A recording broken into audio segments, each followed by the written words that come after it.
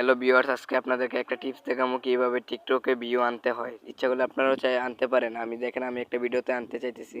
2414টা view আছে আমার এই ভিডিওতে। দেখেন আমি ক্লিক করলাম, তারপর আমি আমার ভিডিওতে কপি লিঙ্ক করবো। কপি লিঙ্ক করে সাথে সাথে আমি এখান থেকে বাড়িয়ে যাবো টিকটক থেকে। তারপর আমি আমার গুগল সার্চ কমে যাবো, গিয়ে আমি সার্চ দেবো যে জিফু.com। জিফু.com আপনারা লিখে সার্চ দেবেন। আপনারা চাইলে কিন্তু এইভাবে অনেক ভিউ নিতে পারেন।